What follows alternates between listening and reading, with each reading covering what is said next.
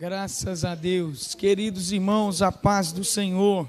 Amém. Queridos irmãos, a paz do Senhor. Amém. Pode tomar o seu assento por uns minutinhos. Descansa as pernas um pouquinho aí. Meus irmãos, que alegria poder estar aqui com vocês nessa noite, mais uma vez. E ouvir essas palavras, principalmente do pastor Léo, né? Deixa a gente até um pouquinho sem jeito, mas graças a Deus, glória a Deus por isso. Me encontro muito alegre e honrado em poder estar aqui nessa igreja mais uma vez, e que Deus possa continuar abençoando a vida dos irmãos. Deus abençoe o pastor Léo, tão simpático, né? Deus abençoe em nome de Jesus. Nossa querida pastora Silva, muito obrigado, viu? Deus abençoe a senhora, continue dando graça e unção para realizar aquilo que Deus coloca em suas mãos. Meus irmãos, gostaria de dizer aos irmãos, antes de fazer a leitura do texto, que findando o culto eu vou estar ali na porta com alguns materiais, e aproveitando também que o pastor Léo falou do canal da igreja, eu também estou com esse projeto, né? Então, se você puder passar lá no YouTube depois, se inscrever no nosso canal, que Deus em Cristo Jesus te abençoe. Não vai custar nada se você ir lá, só inscrever no canal lá, viu? Não paga imposto não. Irmãos, abra sua Bíblia comigo por gentileza, 2 aos Reis, capítulo de número 4.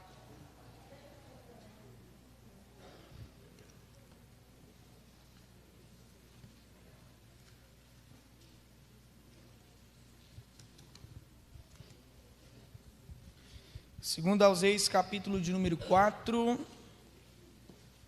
vamos ler a partir do versículo de número 1 ao 5. Glória a Deus.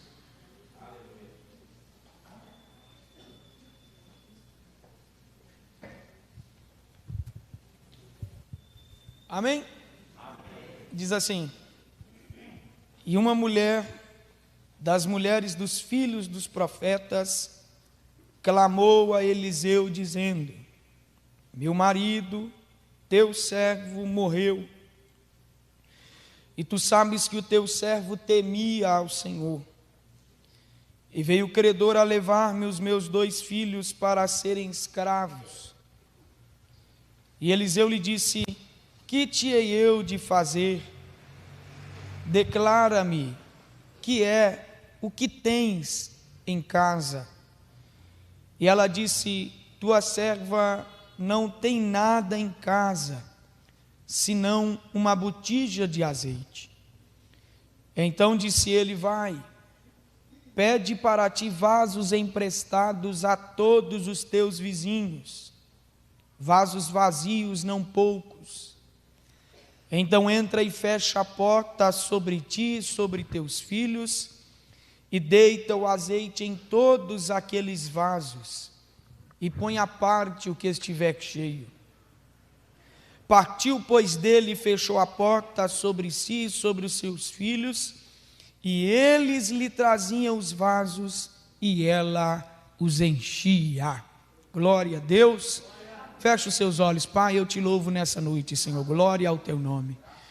Deus, fala conosco nesta noite através da ministração da tua palavra, que a mesma seja como flecha aguda inflamada com as brasas do seu altar, cravada em nosso coração, incendiando toda a nossa alma.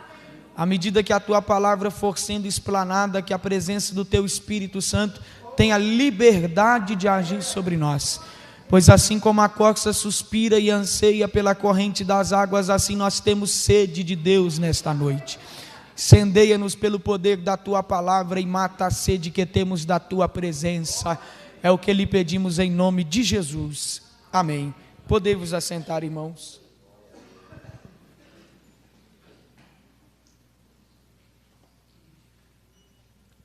Meus irmãos, nessa noite eu gostaria de pregar aos irmãos com o tema provado mas não desamparado. Diga comigo: provado, mas não desamparado. Textos como este de 2 aos Reis, capítulo 4, me faz refletir e pensar. E dentro destes pensamentos começamos a avaliar o que é, de fato, a caminhada cristã e estar debaixo da tutela de Deus. Pensando nisso, meus irmãos, logo nós chegamos à conclusão de que a caminhada cristã, ela não é ilusória. A Bíblia Sagrada, ao nos convocar, ao nos convidar a esta caminhada, a palavra de Deus, ela não nos ilude. A palavra de Deus, ela não nos causa ilusões ou falsas promessas. Qualquer coisa que você vê por aí pode ser chamado de muita coisa, mas menos de evangelho, com certeza pode ser que consiga iludir algumas pessoas. E qual é esta ilusão? Qual é o momento ilusório dentro desta falsa pregação do evangelho sobre a mente de muitas pessoas? É uma promessa de vida sem provações, sem tribulações, sem perdas. Mas nós vamos perceber, meus irmãos, que a caminhada cristã autêntica, ela não é ilusória. Ao amadurecermos na fé, nós vamos perceber que até os mais fiéis dos homens de Deus foram provados por Deus. Devemos fazer uma pequena distinção e distinguir que uma coisa é ser tentado, outra coisa é ser provado. E Deus não tenta a ninguém, mas Deus, ele prova. Satanás é quem nos tenta. Satanás tenta o homem para a sua vergonha. Deus prova o homem para glorificar o seu nome na vida deste ser. Devemos fazer esta distinção e perceber que até os mais fiéis dos homens de Deus são provados. Porque fidelidade a Deus não é uma carta branca ou uma carta de recomendação para a isenção de tribulação na nossa vida. Pelo contrário, a fidelidade a Deus é uma inscrição feita na faculdade do Senhor, chamada deserto. E parece que quanto mais fiel você é, mais Deus te coloca em uma prensa, e mais Deus nos prova. Mas o interessante disso é que quanto mais provado a gente é, mais Deus nos faz viver uma vida de milagres, do extraordinário de Deus. Podemos então, irmãos, chegar a uma pequena conclusão do início desse pensamento e dizer que Deus nos promete vitória. Há uma vitória prometida de Deus para cada um de nós presente aqui nesta noite. Porém, eu preciso ser bem maduro e lúcido e dizer aos irmãos que Deus está lhe prometendo vitória e não facilidade. Com Deus não existe estalo de dedos, com Deus não existe arrasta para cima, com Deus não existe um curso online, com Deus não existe uma lâmpada que você esfrega, sai um gênio e diz: pois não, meu amo, faça 3 pedidos. Não, com Deus existe uma promessa de vitória, mas não de facilidade. Deus não é um Deus de facilidades. Para cada ação de Deus, ao nos prometer uma vitória, Deus não nos isenta de descer nas profundezas desta batalha. Deus não nos isenta de descer mais profundo nesta guerra. Deus tem a sua parte de nos prometer a vitória. Porém o pelejar, o orar, a constância, isso tudo aí é com a gente. Permanecer até o final, isso é conosco. Porque Deus nos promete vitória, mas não facilidade. Tem muita gente que parece que gosta de ser iludido por esse evangelho falso, porque esse evangelho falso isenta a pessoa da sua participação no sucesso da sua vida, colocando a responsabilidade em Deus a partir do momento que eu realizo certo tipo de barganhas para com o Senhor. E Deus não é um Deus de barganhas, porque Deus é um Deus que nos coloca à prova dentro desta situação, porque Ele nos promete vitória e não facilidade. E uma coisa, irmãos, que nós devemos entender é que se tirarmos estas provações, se nós tirarmos estas coisas da nossa vida, nós estamos tirando o veículo do aperfeiçoamento e da aplicação das lições de Deus sobre a nossa vida. Um exemplo, Eclesiastes capítulo de número 3, o sábio Salomão diz para nós assim: há um tempo determinado e apropriado para todo o propósito debaixo do céu. E ele diz: há tempo de chorar e há tempo de sorrir. Há tempo de abraçar e há tempo de abster-se do abraço. Há tempo de plantar e há tempo de colher aquilo que se plantou. E ele continua. Mas o que eu acho interessante é que os irmãos vão de concordar comigo nessa noite, que pouca coisa a gente aprende no dia do sorrir.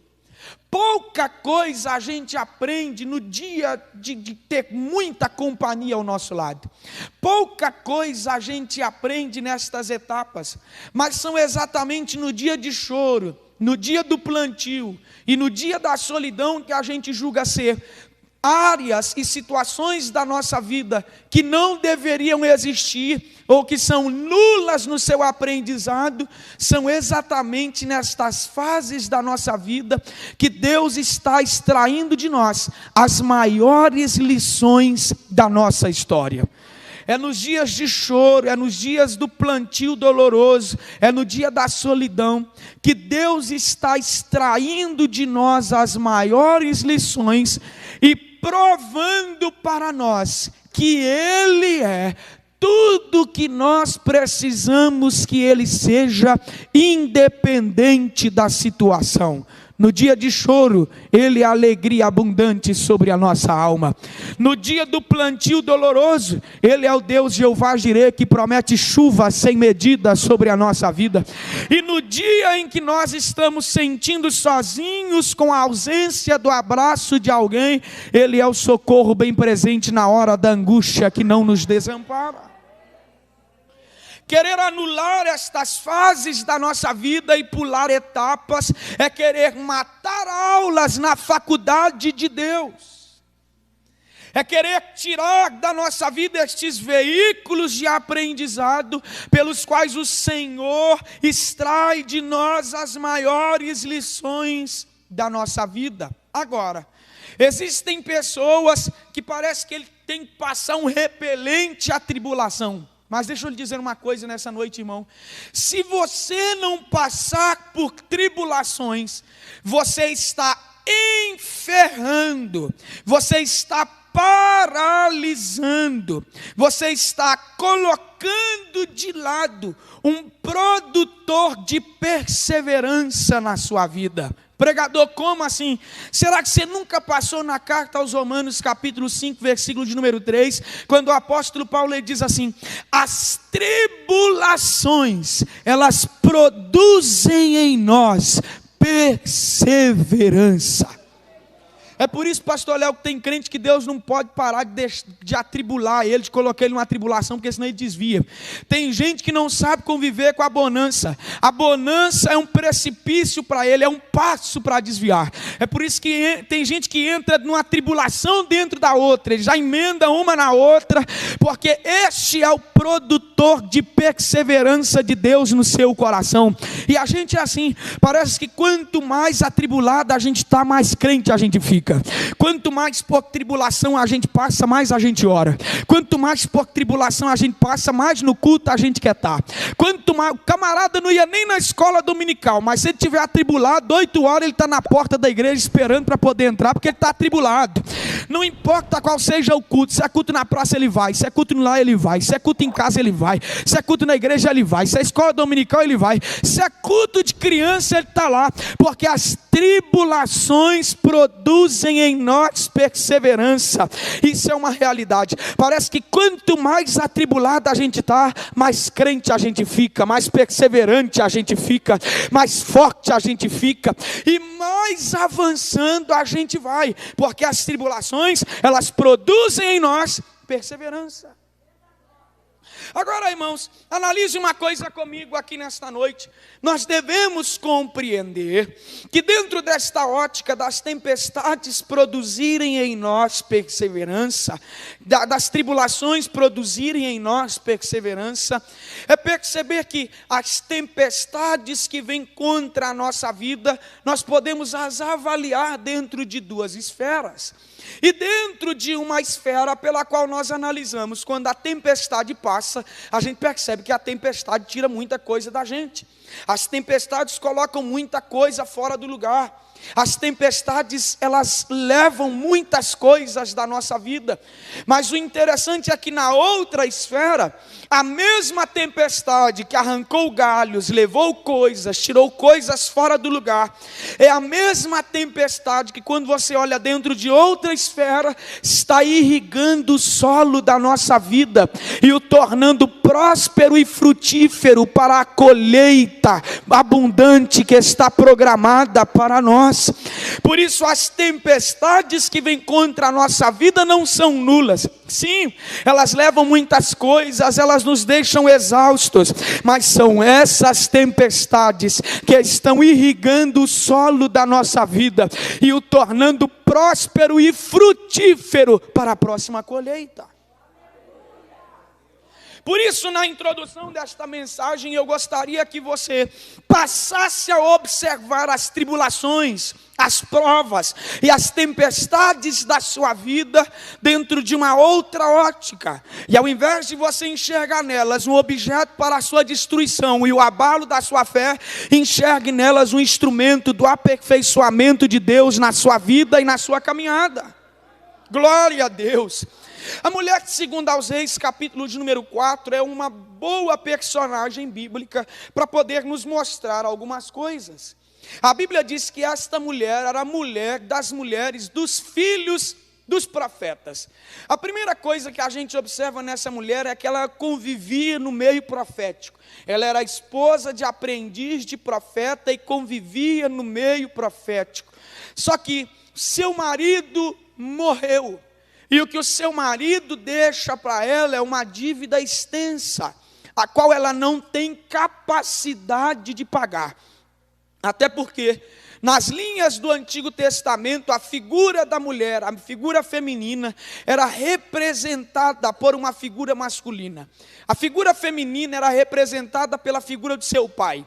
Tanto é que quando um camarada se engraçava para um lado de uma moça e queria casar com esta moça, ele tinha que provar para o pai dessa moça que ele tinha capacidade de cuidar dela até um dia que ele morresse ou acontecesse alguma coisa. Ele tinha que provar para o pai dessa moça que ele tinha capacidade de fazer isso. Saindo da tutela de seu pai, esta mulher passava a ser representada pela figura de seu marido. E morrendo o seu marido e os filhos dessa mulher, sendo homens e estando grandes, ela passava a ser representada pela figura dos seus filhos. Porém, a Bíblia nos conta que o marido dessa mulher morreu e os seus filhos ainda são jovens, então não tem a capacidade de representar esta mãe dentro da sociedade. O marido deixou para essa mulher uma dívida extensa pela qual ela não tem capacidade de pagar, até porque os veículos trabalhistas também são limitados para a figura feminina ainda dentro deste contexto. Pelo que os credores agora estão batendo na sua porta cobrando a dívida.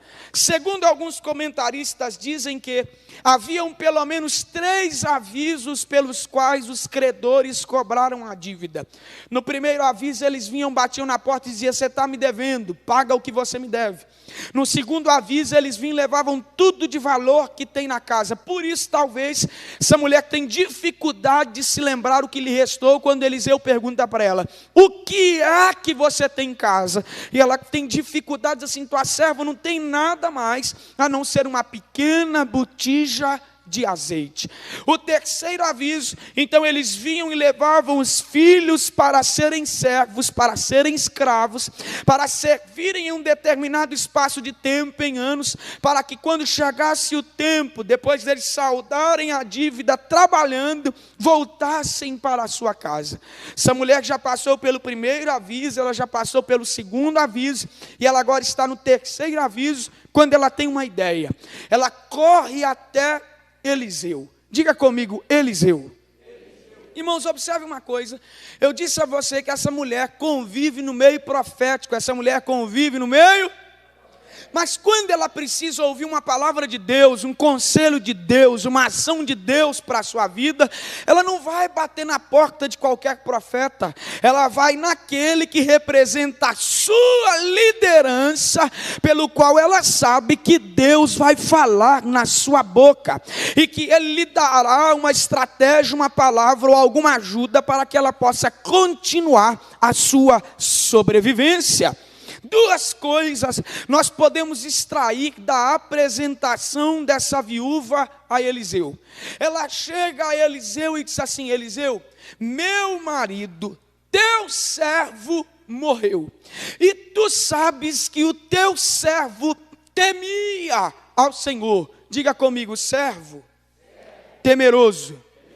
Perceba que esse homem é alguém que serve e alguém que teme a Deus. Olha que interessante, dentro do papo de homem para homem aqui, que talvez o pastor Léo vai ter com vocês, é interessante isso, porque esse homem, sendo o sacerdote do lar, seu comportamento é imitado pelos demais integrantes desta família. Então, eu não forço o texto aqui nesta noite ao dizer que esse homem, sabendo servir a Deus e a sua liderança, e temendo a Deus de todo o seu coração, faz com que esta família seja uma família que sabe servir e uma família que teme a Deus.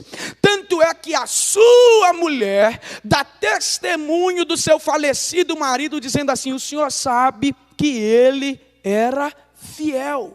Ela poderia chegar e dizer assim: ó, o senhor sabe que meu marido morreu, e aquele miserável me deixou uma dívida extensa que eu não tenho capacidade de pagar. Mas o marido dessa mulher, ele era uma figura tão boa e tão generosa para com ela, que ela diz assim: o senhor sabe que ele era fiel. Pensa num cabra macho, um alicerce de família. Observe, irmãos, 2 coisas que nós podemos destacar nesta noite. Primeira, mesmo essa casa servindo e temendo a Deus, o Senhor não priva esta casa de passar, primeiro, pela dor do luto. Segundo, pela crise financeira. Terceiro, pela humilhação ao ver a sua casa ser saqueada pelos credores. E o próximo aviso é levar os filhos para serem escravos. Deus, mesmo vendo esta casa servindo, temendo e sendo fiel, não isenta esta casa de passar pelos processos da vida. A gente tem que entender que fidelidade a Deus não é carta branca para a isenção das etapas da nossa vida. Você precisa amadurecer a sua fé e saber que qualquer dia ou menos dia o luto pode bater à sua porta, a crise financeira pode bater à sua porta, a humilhação pode bater à sua porta, mas mesmo em todas estas fases, o Deus que te prometeu não falha e não falhará sobre a sua vida. No luto Ele será o teu alicerce, na crise financeira Ele será a tua providência, e na humilhação Ele será a tua honra, porque o Deus a qual nós servimos não falha.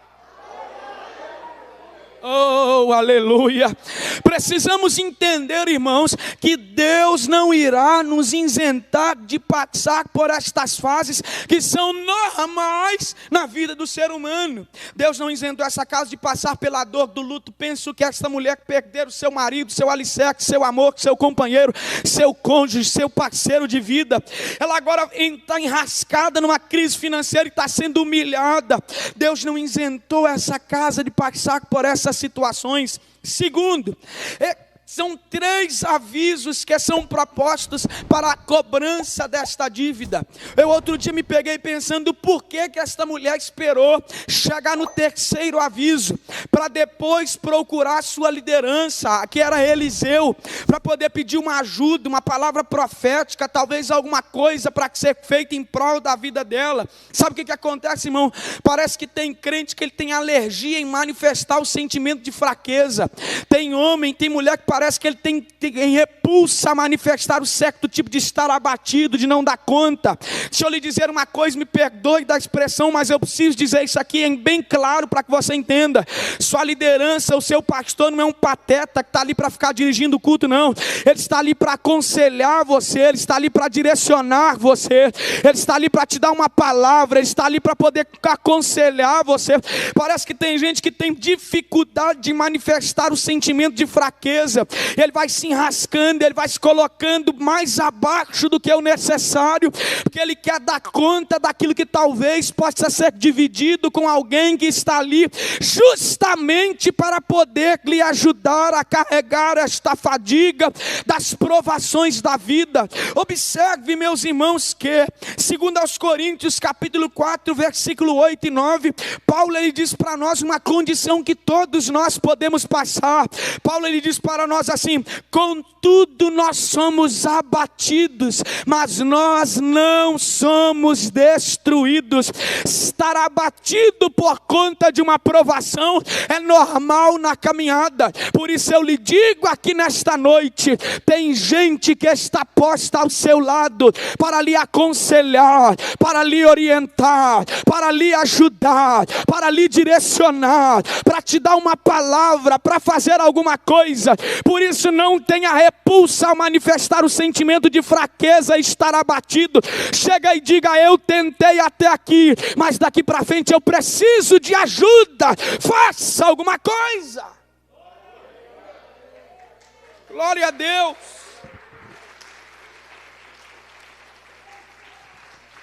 Parece que tem medo, tem gente que tem medo de manifestar o sentimento de exaustão espiritual. Larga de ser boba, larga de ser bobão. Você vai cair, uma hora você vai dar um treco, vai acontecer alguma coisa com você. Talvez você possa ficar igual o Eliseu, está tão exausto que vai para o deserto e pede a morte. Quando na realidade igreja é para isso. Igreja é um ajudando o outro, é um pelejando pelo outro, é um apoiando o outro. Esse irmão que está sentado aí do seu lado não é apenas um companheiro de culto, não. Esse irmão que está sentado do seu lado é membro do mesmo exército que o seu.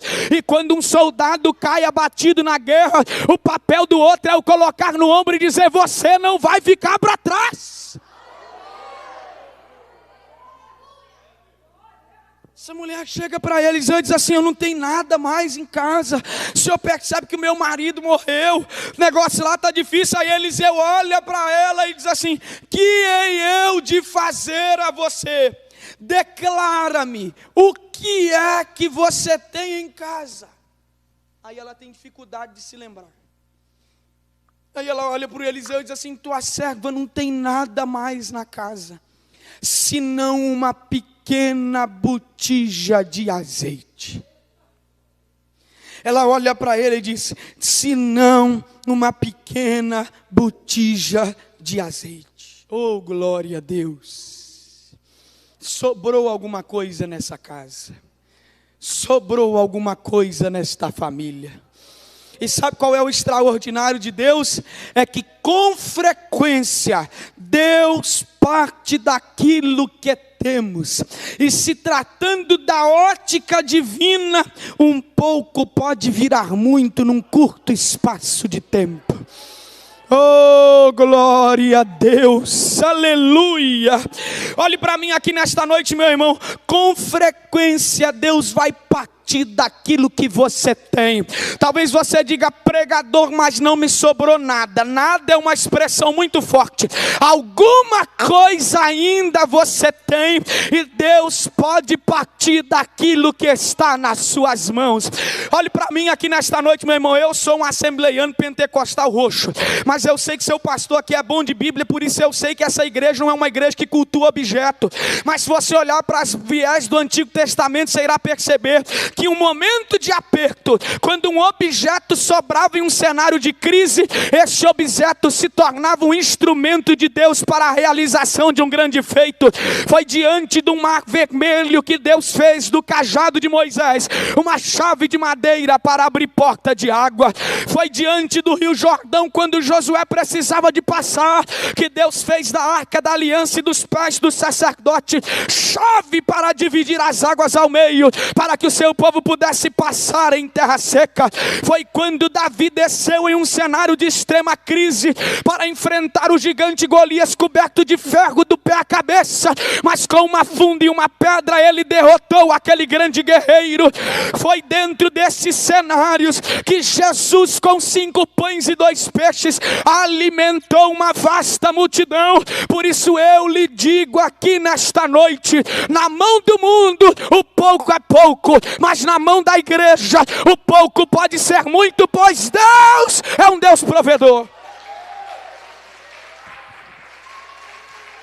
Oh, alaramagaia xandahamanai. Ei, lamandu viemalaramachandaramagalabaia. Dê um toque nesse crente que está do teu lado, diga para ele: o que é que você tem na mão aqui hoje? Se ele não tiver nada, ele veio para o lugar errado. Porque culto não é um lugar de tomar alguma coisa. Culto é lugar de entregar alguma coisa. Tem gente que virou sanguessuga de culto. Ele só quer receber, mas não traz nada. E Deus está dizendo para alguém aqui nesta noite: o que eu vou fazer? Traga alguma coisa para mim. Entregue no meu altar. Alguma coisa você ainda tem. E a partir daquilo que você tem, que Deus vai começar a realizar uma grande obra. Oh, aleluia, aleluia, aleluia. Talvez você está dizendo: pregador, mas é pouquinha coisa, é tão pequeno, é tão mínimo. Deus está dizendo: não interessa. Interessa você colocando na mão certa. Deus é poderoso para fazer infinitamente mais do que tudo aquilo que nós pedimos ou que nós pensamos. Que eu de te fazer? Declara-me o que é que você tem na sua casa. E ela diz: tua serva não tem nada senão uma pequena botija de azeite. Aí ele diz para ela, ele diz assim: vai e pede para ti vasos emprestados a todos os seus. A todos os seus.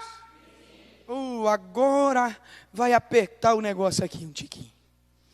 Olha o que ele diz para ela: vai e pede para ti vasos emprestados a todos os teus.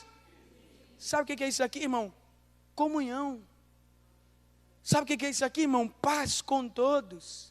Sabe o que é isso aqui, irmão? Alguém que não está amargurado por causa da tribulação. Você já viu aquele tipo de gente que acha que todo mundo é culpado da prova que ele está passando? Aquele tipo de gente que chega na igreja com um bico, você dá a paz do Senhor para ele e quase que nem estende a mão. Você já viu aquele tipo de gente que não pode passar uma provinha que ele quer descontar em todo mundo? Não pode passar uma provinha que a casa vira um inferno. Sabe o que Deus está lhe dizendo aqui nesta noite? É no tempo da tribulação que você deve sorrir. É no tempo da tribulação que você deve trazer pessoas para perto. Porque você vai maltratando pessoas por causa da amargura que toma o seu coração. Mas pode chegar um momento que Deus pode colocar a magnitude do seu milagre condicionada a como você trata quem está do seu lado. E aí o que é que você vai fazer?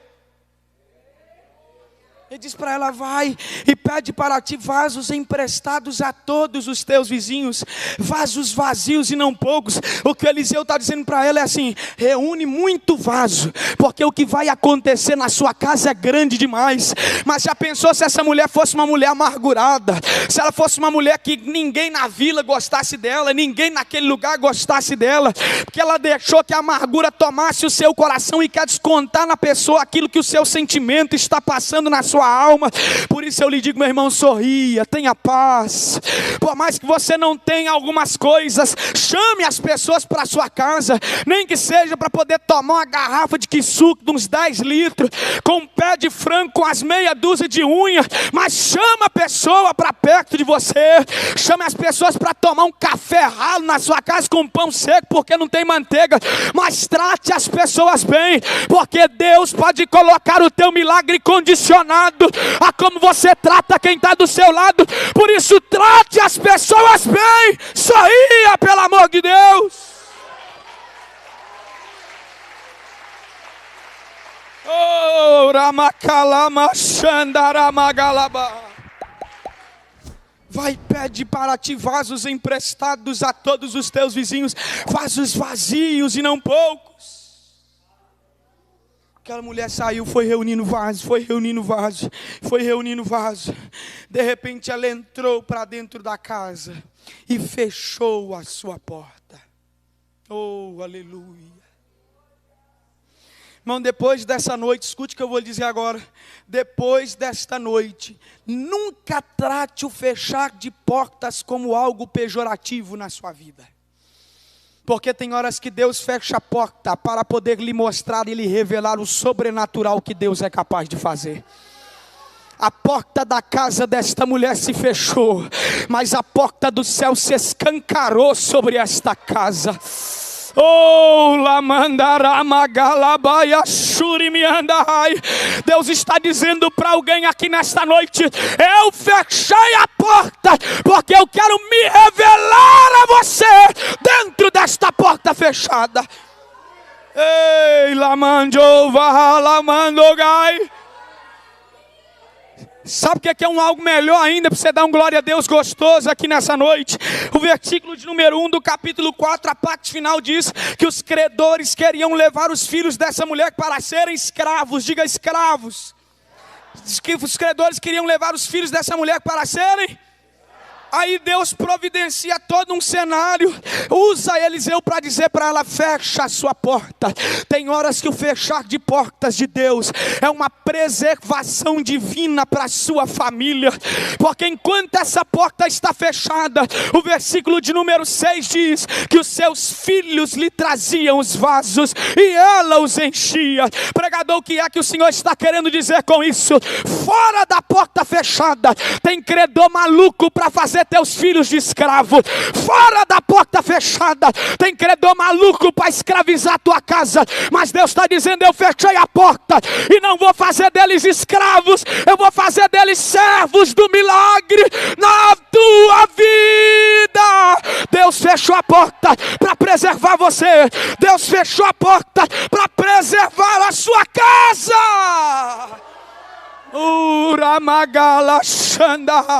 Você tem coragem de receber o que eu vou liberar para você agora? Levante as mãos. Ninguém será escravo da maconha na sua casa. Ninguém será escravo do alcoolismo na sua casa.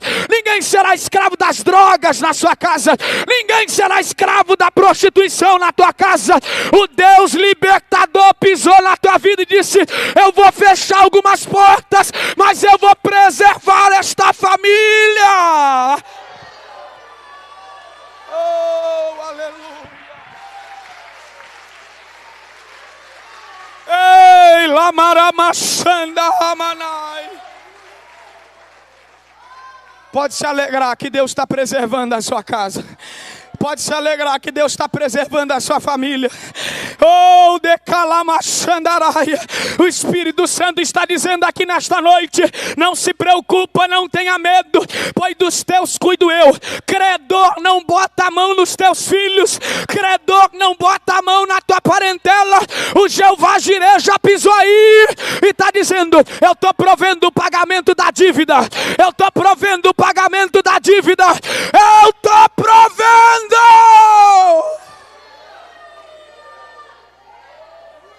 Elijah manatu iemai. Eramanduri mikalamalai. Sabe o que Deus está dizendo para alguém aqui nessa noite? Eu só abro a porta quando a provisão já estiver colocado na tua mesa. Aquilo que você precisa para esfregar na cara do credor e dizer: não bota a mão na minha família. Clamanduri me calava. Chacoalha esse crente que está do teu lado, diga para ele: Deus está provendo o pagamento da dívida. Não só para ele acreditar, diga: a sentença está sendo quebrada. A sentença está sendo rasgada. A sentença está sendo partida. A sentença está sendo jogada fora. Deus provedor pisou na sua casa.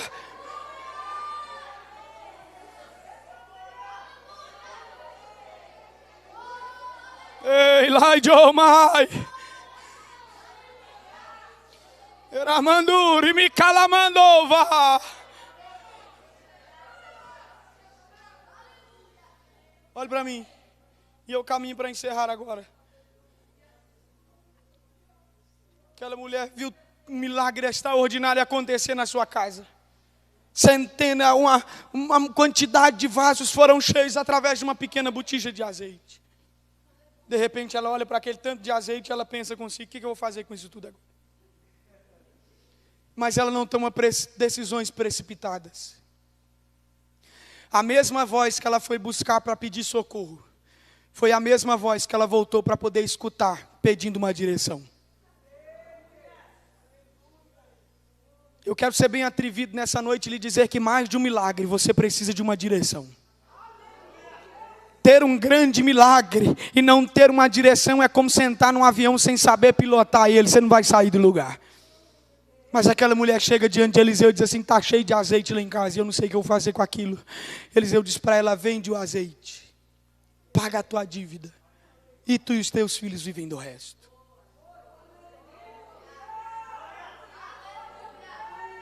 Irmãos, olhe para mim, quando eu li isso aqui, que chegou no final e disse assim: resto, para mim algo não ficou bom nessa história. Algo não bateu, algo não fechou. Falei: uma história gloriosa dessa para colocar aqui um resto. Mas quando você pega a Bíblia King James atualizada, 1611, ela diz assim: e tu e os teus filhos vivam em paz, do que restar do pagamento da dívida. Não é um resto qualquer, é paz. Ura mahalagaia. Irmão, é melhor você ter um pouquinho de Deus e ter paz na sua alma do que você ter o muito dos homens e não ter sossego. Ei, na alachomahaya. Tem gente que não tem mais carro para colocar na garagem, não tem mais dinheiro para caber na conta, não sabe nem mais aonde gastar o salário. Mas quando deita a cabeça no travesseiro não tem paz. Aí tem alguém nessa noite que está dizendo assim: ô Senhor, eu não tenho tudo que eu quero, tudo que eu peço parece que é tão difícil, parece que não chega até mim. E Deus está usando a minha boca aqui nessa noite para poder dizer para alguém: é melhor você ter o pouco de Deus e ter paz, do que ter o muito dos homens e não ter paz na sua alma. Olhe para mim aqui nesta noite e receba essa palavra. Talvez o meu muito não seja o muito de Deus, mas o pouco de Deus é o suficiente para me dar uma vida em paz.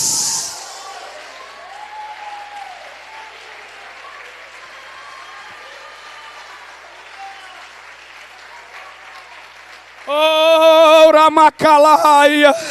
Levante as duas mãos nessa noite e receba esta palavra profética. A crise de ansiedade não vai te pegar. A depressão não vai te achar. As crises existenciais não vão te encontrar.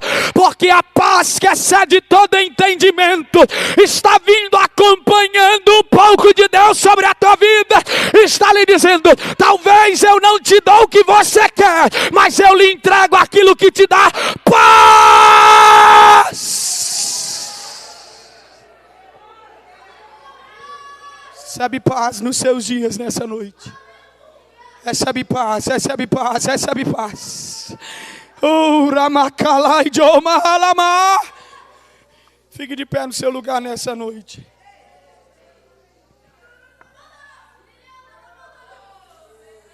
Recebe paz. Paz.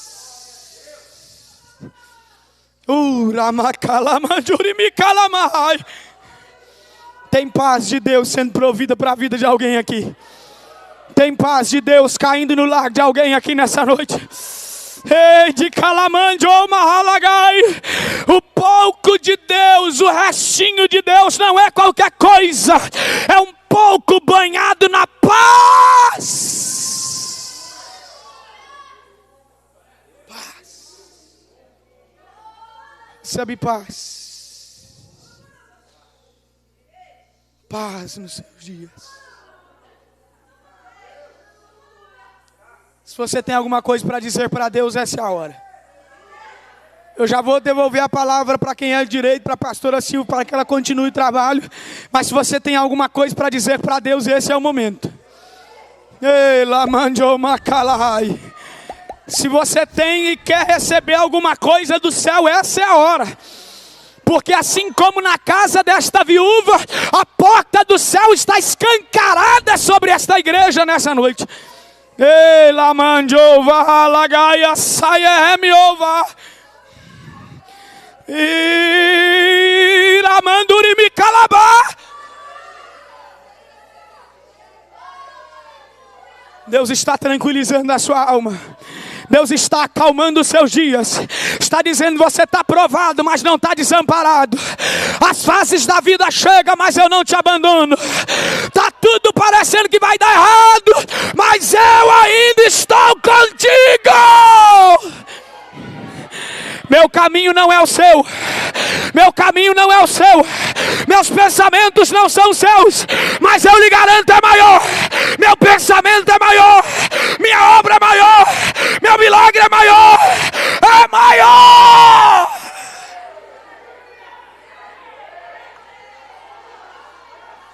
Recebe mais, recebe mais, recebe mais. Recebe mais, recebe mais, recebe mais. Tem algo de Deus caindo sobre nós nessa noite. Tem algo de Deus caindo neste lugar nessa noite. A paz de Deus vai te acompanhar hoje. Iramanduri mikandofai.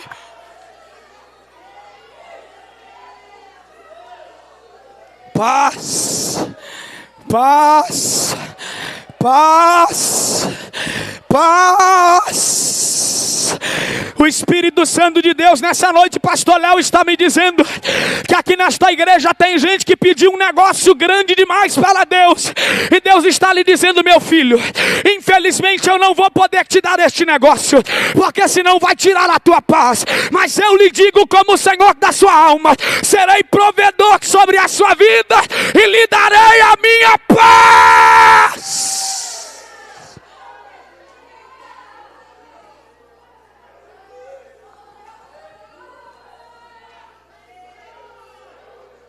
Vai adorando a Deus. Eu retorno a palavra a quem é de direito.